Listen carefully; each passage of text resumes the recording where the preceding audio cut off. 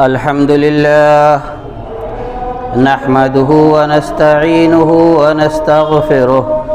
ونعوذ بالله من شرور أنفسنا وسيئات أعمالنا من يهده الله فلا مضل له ومن يضلل فلا هادي له وأشهد أن لا إله إلا الله وحده لا شريك له وأشهد أن محمدًا عبده ورسوله يا أيها الذين آمنوا اتقوا الله حق تقاته ولا تموتن إلا وأنتم مسلمون يا أيها الناس اتقوا ربكم الذي خلقكم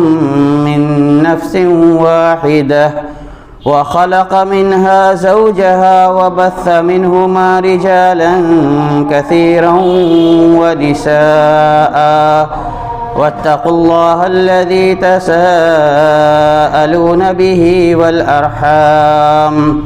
إن الله كان عليكم رقيبا يا أيها الذين آمنوا اتقوا الله وقولوا قولا سديدا يصلح لكم أعمالكم ويغفر لكم ذنوبكم ومن يطع الله ورسوله فقد فاز فوزا عظيما أما بعد فإن خير الحديث كتاب الله وخير الهدي هدي محمد صلى الله عليه وسلم وشر الأمور محدثاتها وكل محدثة بدعة وكل بدعة ضلالة وكل ضلالة في النار. أعوذ بالله السميع العليم من الشيطان الرجيم. بسم الله الرحمن الرحيم. وَلَقَدْ خَلَقْنَا الْإِنسَانَ وَنَعْلَمُ مَا تُوَسْوِسُ بِهِ نَفْسُهُ وَنَحْنُ أَقْرَبُ إِلَيْهِ مِنْ حَبْلِ الْوَرِيدِ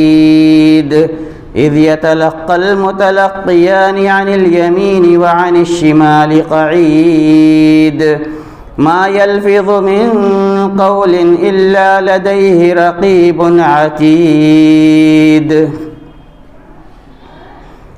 وقال جل شأنه بسم الله وما قدر الله حق قدره والأرض جميعا قبضته والسماوات مطويات بيمينه سبحانه وتعالى عما يشركون. وقال أيضا بسم يا أيها الذين آمنوا لا تقدموا بين يدي الله ورسوله واتقوا الله إن الله سميع عليم. محترم علماء کرام،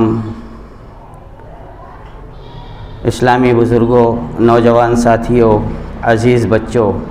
حاضرین جمعہ،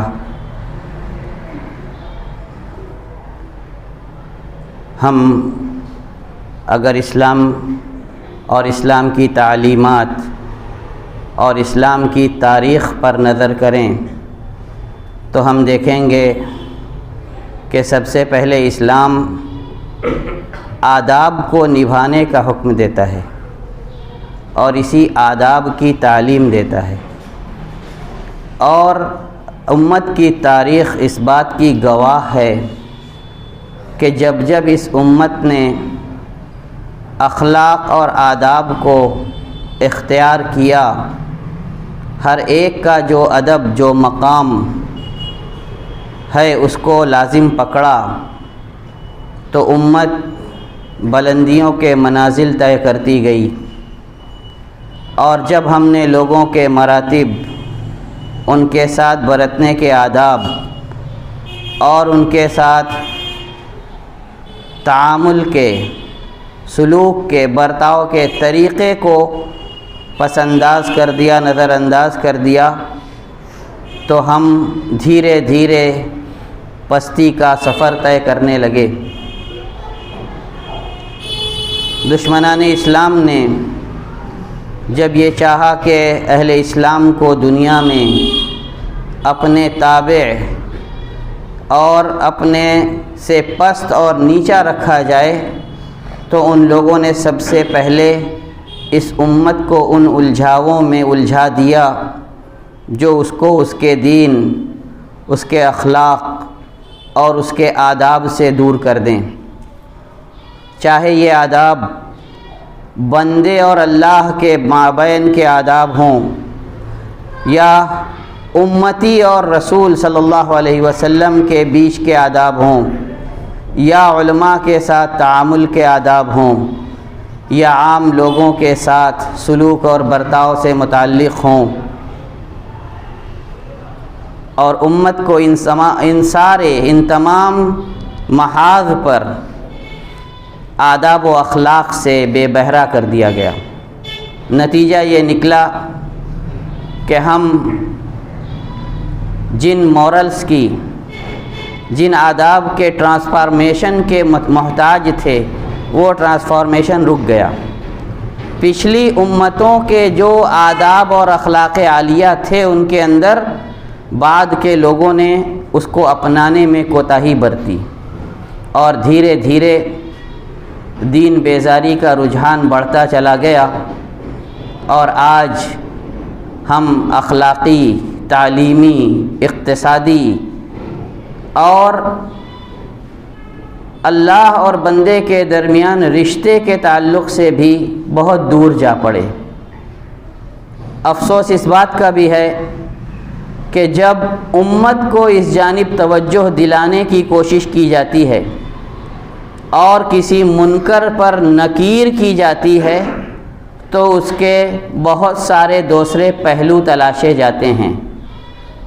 کہ اس پر نکیر کیوں کی گئی، نکیر کرنے والے کا اس کے پیچھے ہدف اور مقصد کیا ہے۔ انما کان قول المؤمنین اذا دعوا الی اللہ ورسولہ ان یقولوا سمعنا واطعنا واولئک هم المفلحون۔ مومنوں کا شیوا یہ ہے کہ جب اللہ اور رسول کی طرف بلائے جائیں تو سمع و اطاعت کا مظاہرہ کریں، اور اللہ تبارک و تعالیٰ نے ایسے ہی لوگوں کے لیے کامیابی کی ضمانت لی ہے، کہا ہے کہ ایسے ہی لوگ کامیاب ہونے والے ہیں۔ ہر ایک کے ساتھ ادب کے کچھ تقاضے ہیں۔ اللہ کے ساتھ ادب کا یہ تقاضا ہے، سب سے پہلا تقاضا کہ ہم اپنے مقصد تخلیق پر پورے اتریں، صرف ایک اللہ وحدہ لا شریک کی عبادت کریں۔ وما خلقت الجن والانس الا لیعبدون، ہم نے جناتوں اور انسانوں کو محض اپنی عبادت کے لیے پیدا کیا ہے۔ اللہ کی عبادت پر اپنے آپ کو جمائے رہیں۔ واصبر نفسک مع الذین یدعون ربهم بالغداة والعشی یریدون وجہہ۔ اللہ تبارک تعالیٰ نے نبی اکرم صلی اللہ علیہ وسلم کو اسی کی تلقین کی کہ آپ ان لوگوں کے ساتھ اپنے آپ کو ثابت قدم رکھیے جو دنوں رات، صبح و شام اللہ کے ذکر و اذکار میں مصروف رہتے ہیں۔ اللہ کے ساتھ ادب کا تقاضا یہ بھی ہے کہ اللہ تبارک تعالیٰ کے احکام کی رعایت کی جائے، اس کی اجلال اور تعظیم کی جائے۔ اللہ کے رسول صلی اللہ علیہ وسلم کی خدمت میں صحیح بخاری کی روایت ہے، عبداللہ ابن مسعود رضی اللہ تعالیٰ عنہ حدیث کے راوی ہیں، کہتے ہیں کہ یہود کے علماء میں سے ایک عالم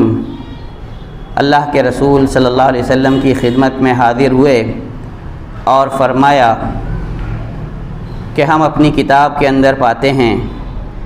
کہ اللہ سبحانہ و تعالی آسمانوں کو اس انگلی پر، زمینوں کو اس انگلی پر، درختوں کو اس انگلی پر، پانی اور مٹی کو اس انگلی پر، اور باقی تمام مخلوقات کو ایک انگلی پر لپیٹ لے گا۔ اللہ کے رسول صلی اللہ علیہ وسلم اس کی بات سن کر کے مسکرائے، اس کی بات کی گویا آپ نے تصدیق کی۔ وما قدر اللہ حق قدری، ہم اللہ کی قدر اور منزلت نہیں پہچانتے۔ اللہ تبارک تعالیٰ ہمارے ادنا سے ادنا عمل سے باخبر ہے؟ کیا ہمیں اس بات کی فکر ہے؟ اور اس کا یہ حق ہے کہ ہماری جس غلطی پہ چاہے ہماری گرفت کر لے، اور چاہے تو ہمارے سارے گناہوں کو، اگر ہم نے اس کے ساتھ شرک نہیں کیا ہے تو معاف فرما دے۔ حاتم الاصم رحمۃ اللہ علیہ بڑے پائے کے تابعی گزرے ہیں۔ ہم اللہ کی حدود کی پامالی سے نہیں ڈرتے، اللہ کے آداب میں کوتاہی سے نہیں ڈرتے، لاؤبالی پن کو ہم نے اپنا شیوہ بنا لیا ہے۔ حاتم الاصم رحمۃ اللہ علیہ ایک مرتبہ مسجد میں داخل ہو رہے تھے، غفلت میں بایاں پاؤں آگے بڑھا لیا۔ ساتھ کے لوگوں کا بیان ہے کہ آپ کے چہرے کا رنگ فق پڑ گیا، پاؤں پیچھے کھینچا اور دوبارہ مسجد میں داخلے کے وقت کی دعا پڑھی، داہنا پاؤں آگے بڑھایا، مسجد میں داخل ہوئے۔ لوگوں نے ان کی اس کیفیت کے بارے میں پوچھا، کہا مجھے اس بات کا ڈر ہے کہ اگر میں اللہ کے ادب کا کسی امر میں لحاظ نہ کروں، کسی ایک امر میں اگر اللہ کے ساتھ ادب کا لحاظ نہ کروں تو جو کچھ اللہ تعالیٰ نے مجھے عطا کیا، اللہ تبارک تعالیٰ نے جو کچھ مجھے عطا کیا ہے، انہوں نے علم کو خاص نہیں کیا،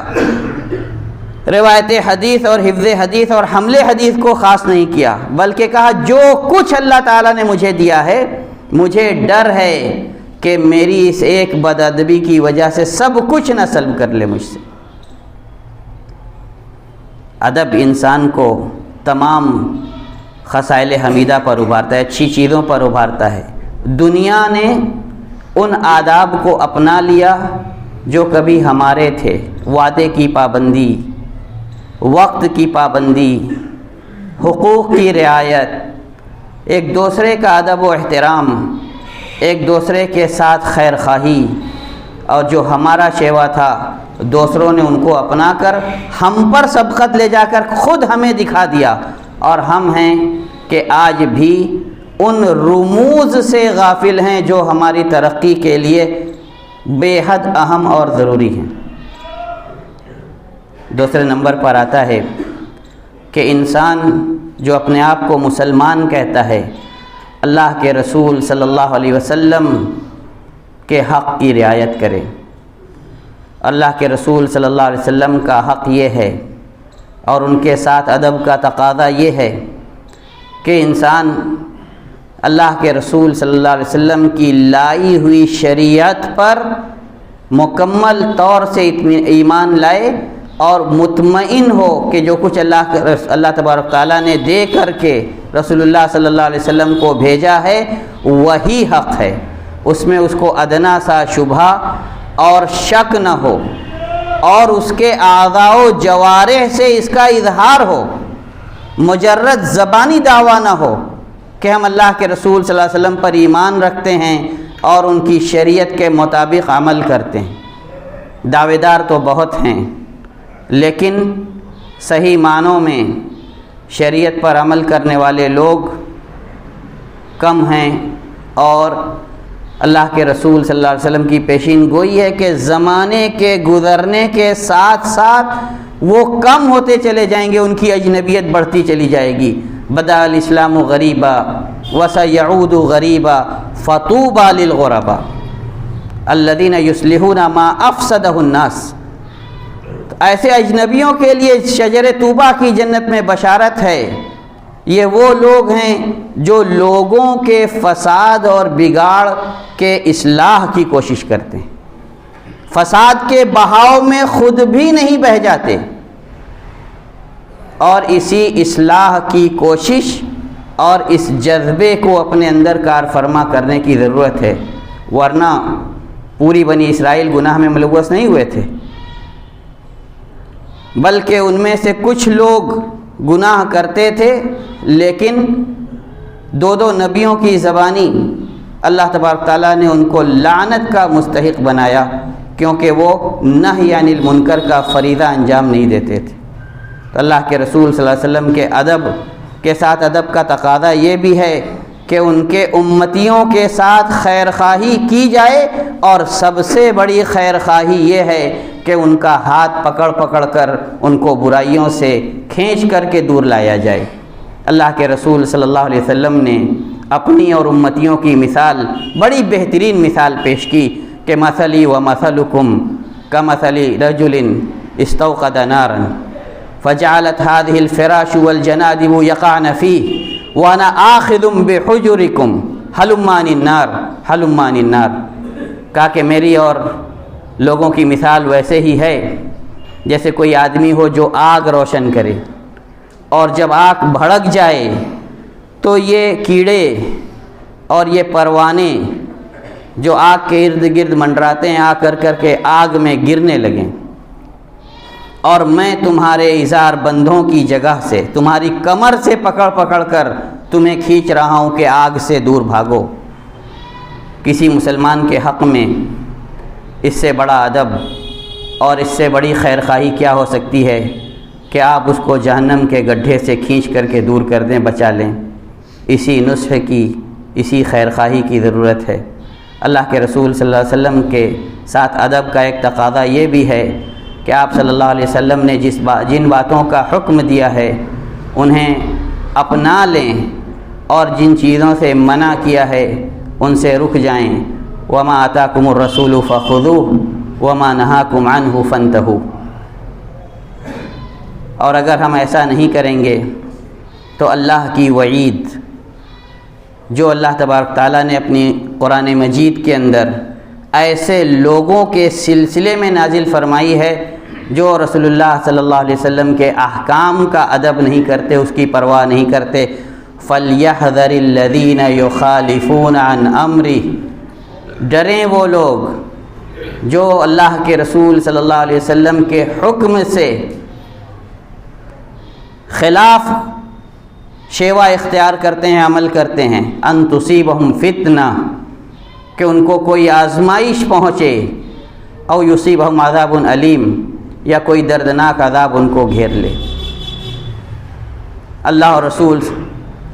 کے حکموں سے آگے نہ بڑھیں۔ اللہ کے رسول صلی اللہ علیہ وسلم کے ساتھ ادب کا تقاضا یہ ہے کہ جو کچھ اللہ کے رسول صلی اللہ علیہ وسلم فرما دیں وہیں پر ہم اپنے آپ کو روک لیں اور اس سے قطعاً آگے بڑھنے کی کوشش نہ کریں۔ اس کے بعد علماء کرام کی باری آتی ہے۔ علماء انبیاء کے وارث ہیں۔ اللہ کے رسول صلی اللہ علیہ وسلم فرمایا العلماء ورثۃ الانبیاء وان الانبیاء لم یورثوا دینارا ولا درہما وانما ورثوا العلم فمن اخذہ اخذ بحظ وافر، کہ علماء انبیاء کے وارث ہیں، اور انبیاء کرام نے دینار و درہم کا وارث کسی کو نہیں بنایا، بلکہ انہوں نے میراث نبوت کا وارث بنایا ہے۔ تو جس نے میراث نبوت کو حاصل کیا اس نے بہت کشادہ حصہ حاصل کیا۔ اسی لیے صحابہ کرام نے اللہ کے رسول صلی اللہ علیہ وسلم کی تعلیمات کو سیکھا، عملی جامہ پہنایا، اور امت تک اس وراثت نبوت کو منتقل کیا، جس کے بارے میں ابھی تھوڑی دیر پہلے ہم نے کہا کہ جو اسلامی آداب تھے جب ان کی منتقلی اگلی نسلوں تک پہنچانے سے امت رک گئی، ساری پستیاں امت کے اندر داخل ہو گئیں۔ تو یہی جو اسلامی مینرز ہیں، آداب ہیں، صحابہ کرام نے بھی اس کو اپنے کے بعد کی نسلوں کی طرف منتقل کیا، حدیث رسول صلی اللہ علیہ وسلم کو تابعین تک پہنچایا، تابعین نے اپنے بعد کے لوگوں تک، کبار صحابہ نے صغار صحابہ کو وہ علم دیا جو ان تک نہیں پہنچا تھا بلا واسطہ اللہ کے رسول صلی اللہ علیہ وسلم سے، اور اللہ کے رسول صلی اللہ علیہ وسلم کی ہر وصیت کی انہوں نے تنفیذ کی، اور جو تربیت کا، جو تعلیم کا، جو علم و ہنر سکھانے کا سلسلہ اللہ کے رسول صلی اللہ علیہ وسلم نے صفہ قائم کر کے شروع کیا تھا، اس کو مزید توسیع دی۔ رعایا پروری کے جو نمونے اللہ کے رسول صلی اللہ علیہ وسلم نے پیش کیے تھے، حضرت ابو بکر صدیق رضی اللہ تعالی عنہ اور عمر بن الخطاب رضی اللہ تعالی عنہ نے اس میں مزید وسعت دی، اور ہر فرد کا، رعایا کی ہر فرد کا اس لیے خیال رکھا تاکہ وہ اللہ کے احکام پر عمل پیرا ہو سکیں۔ یہ صحابہ کا اللہ کے رسول صلی اللہ علیہ وسلم کے ساتھ ادب تھا۔ علماء جو بھی ہیں، سب سے پہلے وہ بشر ہیں، بشری تقاضے سے ان کو مفر نہیں ہے، غلطیاں ان سے بھی برحق ہیں، زلت لسانی اور سبقت لسانی ان سے بھی ہو سکتی ہے، لیکن ہمیں اسلاف کے اقوال پر نظر رکھنی چاہیے کہ جو علماء کی غلطیوں کے پیچھے لگے گا گویا اس نے اپنے لیے گمراہی کا راستہ چن لیا۔ علماء کی غلطیوں کو نظر انداز کرنا، ان کی سبقت لسانیوں پر پردہ ڈالنا اور ان سے دین اور خیر کی باتیں سیکھنا، یہ سلف کا شیوا رہا ہے۔ اور اگر آپس میں اختلاف بھی رہا ہے تو اس اختلاف کو انہوں نے کبھی اپنے آپسی تعلقات پر حاوی ہونے نہیں دیا ہے۔ سب سے بارز مثال اس سلسلے میں امام شافعی رحمۃ اللہ علیہ کی دی جاتی ہے کہ وہ اپنے مخالفین کا ہاتھ پکڑ کر کے کہتے تھے کہ میں نے اگر اس مسئلے میں تم سے مناظرہ بھی کیا ہے تو اس لیے نہیں کہ محمد ابن ادریس کو تم پر فوقیت حاصل ہو جائے، بلکہ اس لیے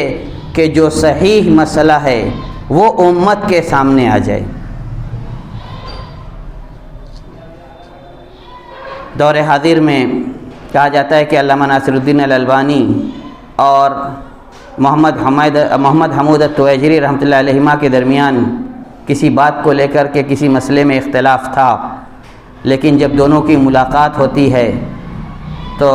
شیخ تویجری رحمۃ اللہ علیہ ناصر الدین البانی رحمۃ اللہ علیہ کا ہاتھ پکڑ کر کے اپنے گھر لے جاتے ہیں اور بہت ہی شاندار جملہ ان سے کہتے ہیں کہ کیا ایک مسئلے میں اختلاف ہمیں اس بات سے روک دیتا ہے کہ ہم اللہ کے لیے ایک دوسرے کے بھائی بن کر نہ رہیں؟ ہماری اسلامی بھائی چارے کے راستے میں کیا ہمارا ایک مسئلے میں نظریاتی اختلاف حائل ہو سکتا ہے، آڑے آ سکتا ہے؟ اور دونوں نے ایک دوسرے کے ساتھ جتنی دیر بھی مجلس کی، بہت ہی گرم جوشی اور الفت و اپنائیت والی مجلس کی، عامت الناس کے ساتھ تعامل اور ان کے ساتھ ادب کا تقاضا یہ ہے کہ صحیح مسلم کی ایک حدیث کی روشنی میں اس کو بیان کیا جائے۔ وعن ابی رقیۃ تمیم ابن اوس الداری رضی اللہ تعالی عنہ قال قال رسول اللہ صلی اللہ علیہ وسلم الدین والنصیحہ قیل لمن یا رسول اللہ قال للہ ولرسولہ ولکتابہ ولأئمۃ المسلمین وعامتہم۔ حضرت تمیم ابن اوس الداری رضی اللہ تعالیٰ عنہ کہتے ہیں کہ اللہ کے رسول صلی اللہ علیہ وسلم نے فرمایا دین خیر خواہی کا نام ہے۔ صحابہ کرام نے عرض کیا اللہ کے رسول کس کے لیے؟ فرمایا اللہ کے لیے، اللہ کی کتاب کے لیے، اللہ کے رسول کے لیے، ائمہ مسلمین کے لیے اور عام لوگوں کے لیے۔ صحابہ اللہ کا اجلال کس طرح کرتے تھے، یہ ایک مثال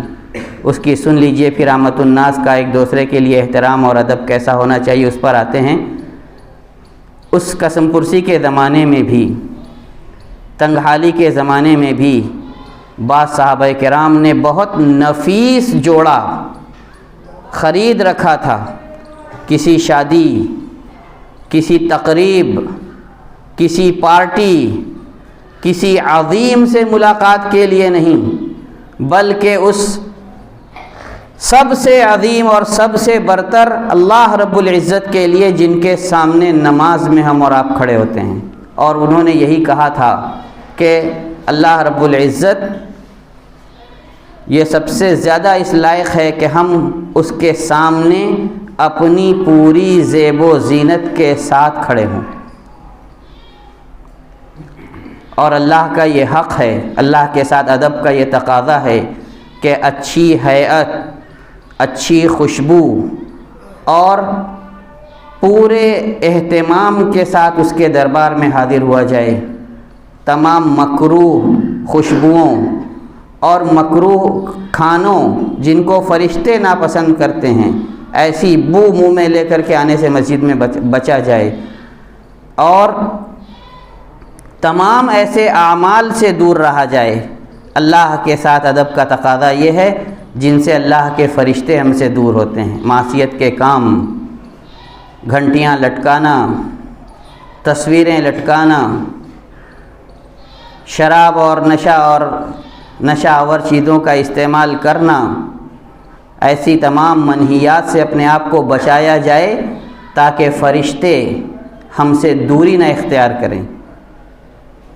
بندوں کے ساتھ ادب کا تقاضا سب سے پہلے تو ان کے ساتھ خیر خواہی ہے اور ان کا اجلال اور احترام ہے،